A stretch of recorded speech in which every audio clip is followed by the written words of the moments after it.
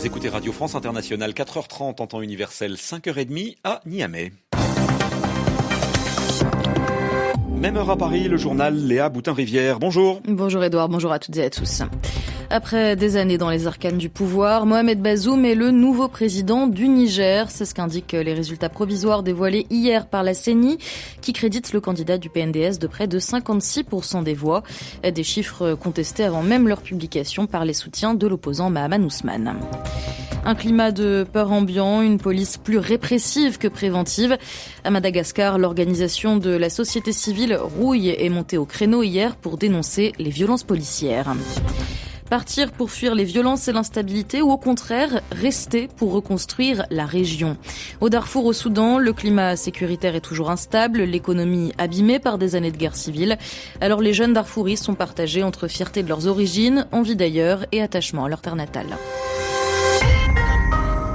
Le Niger connaît donc à présent le nom de son nouveau président. Le candidat du PNDS au pouvoir, Mohamed Bazoum, a été élu avec une confortable majorité face à l'opposant du RDR, Tchandji Mahaman Ousmane.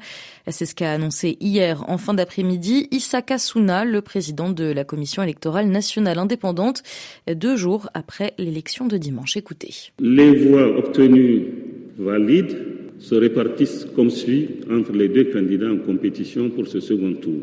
Monsieur Mohamed Bazoum, 2 501 459 voix, soit 55,75%. Monsieur Mahaman Ousmane, 1 985 736, soit 44,25%. Propos recueillis par Moussa Kaka au palais des congrès de Niamey.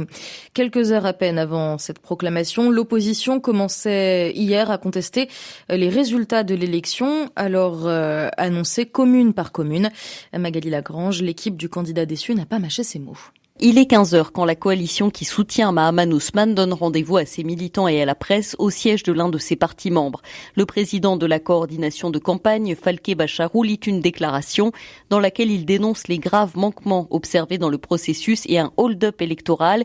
Il demande donc la suspension de la publication des résultats. Après avoir rendu public les chiffres de chacune des 266 communes du Niger à 17h, la commission électorale tient comme prévu sa courte cérémonie de proclamation des résultats globaux de l'élection. Le président de la CENI, Issa Kassouna, rappelle que ces résultats sont provisoires et soumis à l'analyse de la Cour constitutionnelle. Vers 19h, Mohamed Bazoum prend la parole au siège de son parti PNDS devant ses militants. Il promet d'être le président de tous les Nigériens et affirme avoir envoyé un message à son adversaire pour lui demander, je cite, de faire en sorte que pouvoir et opposition regardent dans la même direction. L'ancien président Mahaman Ousmane, lui, n'a pas encore pris la parole publiquement. Magali Lagrange, Niamey, RFI. Et hier soir, les militants et les soutiens de l'opposant ont laissé éclater leur colère. À Niamey, des manifestants sont descendus dans les rues, ont arraché des pancartes et brûlé des pneus. Un rassemblement a aussi lieu à Zinder, le fief de Mahaman Ousmane. Sachez enfin que la direction de campagne du MNSD a été saccagée. Le parti, arrivé 3e au premier tour de l'élection, avait apporté son soutien à Mohamed Bazoum. Ambiance tout à fait différente du côté des soutiens du vainqueur annoncé. Les militants du PNDS sont sortis en masse pour accueillir le candidat élu au siège de campagne du parti. Ils ont été rejoints par les partis alliés, le MNSD et le MPR. Moussa Kaka, tous avaient le cœur à la fête. L'ambiance était au rendez-vous au siège du PNDS érigé en bureau de campagne. Plusieurs centaines de militants de la coalition Bazoum 21 ont pris d'assaut le siège, chantant et dansant. Adiza Ibrahim, venu fêter l'homme du peuple. Ça fait un baume au cœur. Nous nous sommes retrouvés là au QG du bureau politique national. Et Bazoum Mohamed, c'est l'homme du peuple. C'est le président de tout. Il est devenu aujourd'hui le président de tous les Nigériens. Les militants des partis alliés ont massivement marqué leur présence. Ils sont venus fêter la continuité. Siraj Moussa. Je suis venu ici pour fêter avec toute la famille Rose et les partis alliés. Donc vraiment c'est un moment tant attendu par tous les Nigériens et que la continuité est assurée. Pendant 3 mois, les militants se sont mobilisés sur le terrain. Abdel Moumouni est confiant pour l'avenir du pays. La victoire nous fait plaisir parce qu'on sait que le président Bazoum va travailler pour notre pays. Donc ça c'est une fierté pour nous et on est confiant que le président Bazoum va relever le défi. À Zinder et Niamey, des manifestations de l'opposition ont été violemment dispersés par la police. Moussa Kaka, Niamey, RFI. Et je rappelle que les résultats annoncés par la CENI sont pour l'instant provisoires. Ils doivent encore être étudiés puis validés par la Cour constitutionnelle. RFI à Antananarive, 96 FM. La colère de la société civile à Madagascar, 2 jours après la mort d'un étudiant de Tantanave, blessé par balle alors qu'il participait à une manifestation des étudiants pour réclamer leur bourse d'études. Le gouvernement a publié un communiqué en fin de semaine dernière. D'après ce document, le jeune homme aurait été tué par un tir de sommation. Des explications qui ont atterré les organisations de la société civile, c'est le terme employé. Une frustration exprimée hier par le mouvement Rouille qui a accusé le pouvoir d'instrumentalisation des forces de l'ordre. Sarah Teto. Un maintien de l'ordre plus répressif que préventif, une utilisation des forces de l'ordre dévoyée de sa fonction première.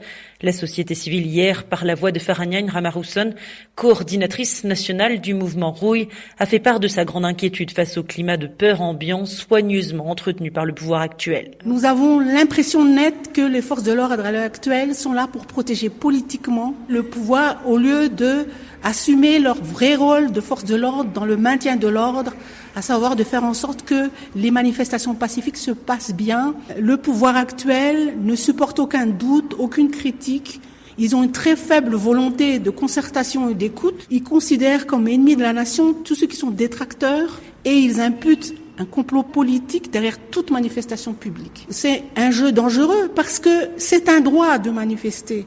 Très critique quant au pouvoir en place, la société civile ne l'est pas moins vis-à-vis de l'opposition et de son attitude actuelle décrite comme jusqu'au boutiste et peu constructive. En cas de nouvelle crise politico-sociale, préviennent les représentants des citoyens, les 2 parties seront tenues pour pleinement responsables de l'avènement de la situation. Sarah Teto, Antananarivo, RFI. L'une des zones rouges de la Grande Île, une nouvelle fois endeuillée. Le village de Benounouk-Betchouk, dans le centre de l'île, a été une nouvelle fois la cible de voleurs de zébus. 5 dalles s'en sont pris à une famille de cette localité. Lorsque les membres de ce foyer ont refusé de céder leur bétail, les voleurs les ont enfermés dans leur maison, puis y ont mis le feu. C'était dimanche soir. Les gendarmes se sont rendus sur place hier pour ouvrir une enquête. L'asile demandé par au moins 15 casques bleus éthiopiens. Ces soldats de l'opération de maintien de la paix de l'ONU au Soudan du Sud ont refusé lundi d'embarquer pour un vol de retour vers leur pays. Tous sont originaires de la région du Tigré, dans le nord éthiopien, où les autorités fédérales mènent depuis le mois de novembre et à l'abri des regards de la communauté internationale, une vaste opération militaire. Un climat qui fait régner la peur parmi les agents publics tigréens. Léonard Vincent. L'incident de lundi à l'aéroport de Djouba n'est pas le premier à révéler que les Tigréens d'Éthiopie vivent désormais sous pression. Les casques bleus ayant refusé d'embarquer pour Addis Abeba ont dit aux passagers sud-soudanais qui les ont aidés craindre pour leur vie s'ils retournaient au pays. Ils avaient sans doute en tête quelques précédents, car dès le début du conflit dans le Tigré, des rapatriements forcés de soldats tigréens, des contingents de l'ONU ou de l'Union africaine, de Somalie et du territoire disputé d'Abyei entre le Soudan et le Soudan du Sud avaient déjà eu lieu. 4 officiers tigréens de l'UNMISS avaient même été renvoyés de force en Éthiopie par d'autres soldats les 11 et 21 novembre, sans que la direction de l'ONU en soit informée. De nombreux policiers tigréens avaient également disparu des rues d'Addis Abeba. Nombre d'entre eux, sous couvert d'anonymat, ont raconté qu'on leur avait enjoint de rester chez eux, de même que beaucoup de fonctionnaires, de personnel d'ambassade et d'employés. Les Tigréens, d'une manière générale, évitent de parler leur langue, le tigrinya, dans la rue. Et en novembre, la Commission nationale des droits de l'homme avait même demandé des explications à l'aviation civile. Les passagers tigréens étaient en effet refoulés à l'embarquement à l'aéroport international. Explication signée Léonard Vincent.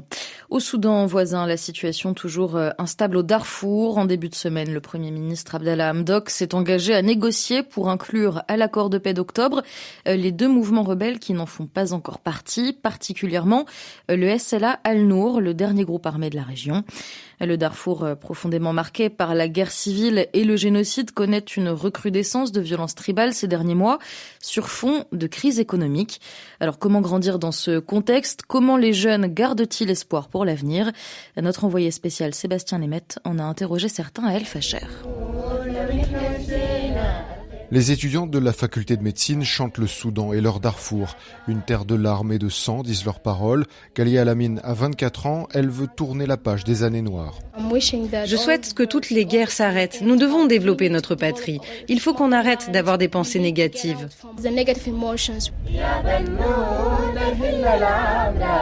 Mais le marasme est tel qu'une partie des jeunes Darfouris rêvent d'ailleurs, une vision refusée par Abdelazim Barit. Cet étudiant en 6e année souhaite partir, mais pour mieux revenir aider la terre de ses ancêtres. Beaucoup de diplômés sont partis à l'étranger pour toujours, alors qu'ils devraient aider à développer leur terre natale pour qu'elle ne soit plus jamais détruite. Mon rêve serait de parfaire ma formation aux États-Unis, mais je veux ensuite revenir et faire profiter le Darfour de mon expérience. Depuis quelque temps, un nouvel état d'esprit, une sorte de fierté d'être Darfouri commence à naître. Un sentiment qu'Emad Zakaria, ingénieur de 31 ans, a vu apparaître avec la chute de la dictature. Sous l'ancien régime, beaucoup de gens avaient honte d'être du Darfour. Il y avait beaucoup de racisme à Khartoum, simplement parce que vous veniez d'ici. Dans la capitale, ils pensent qu'on ne sait rien, qu'on est des idiots, mais depuis la Révolution, les gens sont beaucoup plus fiers d'être Darfouris. Emad Zakaria rêve d'un Darfour, terre de start-up, de business et d'opportunités économiques. Un vœu qui restera pieux tant que le niveau de violence sera aussi élevé. Sébastien Nemet, El Facher, RFI. RFI, il est 5h41 à Maïdougouri, dans le nord-est du Nigeria, où 10 personnes ont été tuées, 21 autres blessées hier. La ville a été ciblée par des tirs de mortier envoyés par des terroristes. Les projectiles se sont abattus sur Adamkolo et Gwange, 2 quartiers densément peuplés. L'attaque n'a pas été revendiquée, mais une milice pro-gouvernementale jointe par nos confrères de l'agence France-Presse accuse Boko Haram. Le point sur ce que l'on sait avec Gaël Lalex. C'est depuis Kaleri, un quartier en périphérie de Maïdougouri, que les terroristes auraient tiré leurs obus. Selon des témoignages sur place, les djihadistes auraient franchi les fossés qui protègent Maïdougouri, seraient ensuite entrés dans Kaleri et auraient ouvert le feu. Cet homme était présent au moment de l'attaque. J'étais à côté lorsque j'ai entendu l'explosion d'une bombe. En m'approchant, j'ai vu de nombreuses victimes à terre. Nous les avons secourues et